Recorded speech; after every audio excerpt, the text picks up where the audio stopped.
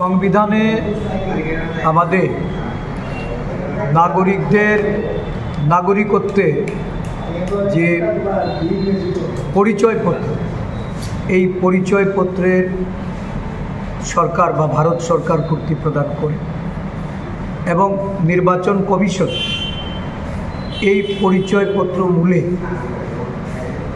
নির্বাচক তারা তাদেরকে পরিচয়পত্র দেয় এবং তাদের নাম লিপিবদ্ধ করে। একটা অদ্ভুত পরিস্থিতি এই দেশে বিরাজ করছে। নির্বাচন কমিশন, নির্বাচক মণ্ডলী তাদের ভারত সরকার প্রদত্ত যে পরিচয়পত্র সেগুলিকে তারা অস্বীকার করছে।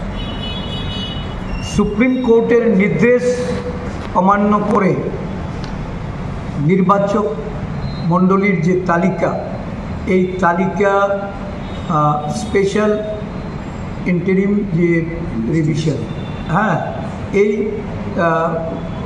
এসআইয়ের মাধ্যমে দেখা যাচ্ছে যে তাদের নাম একটা রাজনৈতিক দলে তাদের হয়ে এই ইলেকশন কমিশন সেখানে তালিকা থেকে বাদ দেওয়ার জন্য পদক্ষেপ গ্রহণ করছে, যার বিরোধিতা সমগ্র রাজ্যব্যাপী।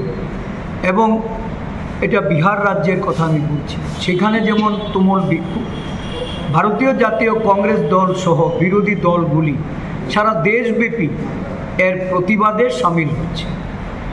আমাদের রাজ্যেও আমরা আশা করছি যে এটা এই এসআইআর এই রাজ্যেও এটা প্রয়োগ হবে।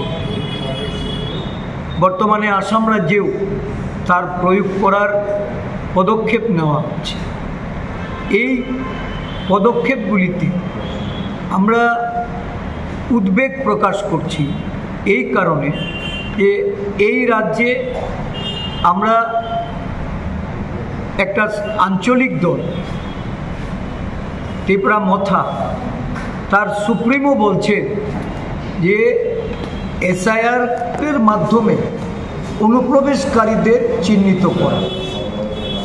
ইন্দিরা মুজিব চুক্তি অনুযায়ী 1971 সালকে বর্ষ নির্ধারণ করে এই রাজ্যে যে নাগরিকত্ব আইন, এই আইন এটা বলবৎ করা আছে এবং এটা প্রয়োগ হয়েছে।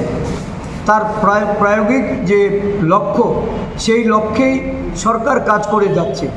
কিন্তু দেখা গেছে যে এই আঞ্চলিক দলের সুপ্রিমোর ভাষায় এরা যদি স্পেশাল এন্ট্রি রিভিশন যদি হয়, এই রিভিশনে এখানে যারা নিম্ন আয়ের মানুষ, খেটে খাওয়া মানুষ, গরিব অংশের মানুষ, অনেকে হয়তো বিশেষ করে আদিবাসীদের মধ্যে একটা বড় অংশ যারা তাদের যে জন্মের কাগজপত্র এটা তারা এখন দেখাতে সক্ষম হবে না, বা ভারত সরকার প্রদত্ত যে এই আধার কার্ড বা ভোটার আইডেন্টিটি এইগুলিকে যারা অস্বীকার করছে, সেই ক্ষেত্রে একটা বড় অংশকেই দেখা যাবে নাগরিকত্ব থেকে তাদেরকে একসময় নাগরিকত্ব হারিয়ে তাদের মানে এই রাজ্যে অনুপ্রবেশকারী রূপে তাদেরকে চিহ্নিত করা হবে। আমাদের বক্তব্য হলো যে এটা নির্বাচন কমিশন কোনো অবস্থাতেই কারো সাংবিধানিক অধিকার কেড়ে নিতে পারে না। সরকার প্রদত্ত যে নাগরিকত্বের যে প্রমাণপত্র সেইগুলিকে তারা অস্বীকার করতে পারে না। তাদের কাজ নির্বাচনের তালিকা তৈরি করা, নির্বাচন সম্পন্ন করা। কিন্তু আমরা লক্ষ্য করেছি গত 7.5 বছর এই রাজ্যে এই নির্বাচন কমিশন এরা নির্বাচনে কোনো ধরনের এই যে কারচুপি হয় বা ভোটার লিস্ট নিয়ে নানা শাসক দলকে সুবিধা পাইয়ে দেওয়ার লক্ষ্যে যে কাজ তারা করে, বা ভোট কেন্দ্রগুলিতে যেভাবে রিগিং হয়, রাজ্যের মুখ্যমন্ত্রী ওনার উপনির্বাচনে কি ঘটেছে এটা এই রাজ্যের মানুষ প্রত্যক্ষ করেছে। প্রতিটা নির্বাচন কমিশনের ভূমিকা এটা এই রাজ্যের মানুষ ভালো করে তারা উপলব্ধি করছে। নির্বাচন কমিশনের কাজ ভোটার লিস্ট থেকে নাম বাদ দিয়ে একটা রাজনৈতিক দলের সুযোগ করে দেওয়া, এটা কোনোভাবেই মেনে নেওয়া যায়। এবং এই লক্ষ্যকে সামনে রেখে যারা এগুচ্ছে আমরা তার তীব্র বিরোধিতা করছি। নির্বাচন কমিশনের এই ভূমিকার আমরা তীব্র ক্ষোভ প্রকাশ করছি। আগামী দিন এই রাজ্যে এসআইআর দ্বারা যদি এই ধরনের প্রচেষ্টা শুরু হয়ে তাহলে এরও আমরা বিরোধিতা করব। যারা একসময় এনআরসি সিএ এর বিরোধিতা করেছে এবং এই রাজ্যে যারা বৈধ নাগরিক, কারণ অবৈধ নাগরিককে অনুপ্রবেশকারী রূপে আমরা এই রাজ্যে কোনোভাবেই এটাকে আমরা সমর্থন করি না বা আমরা তাদেরকে এই রাজ্যে কোনোভাবেই বসবাস করার পক্ষে নয়।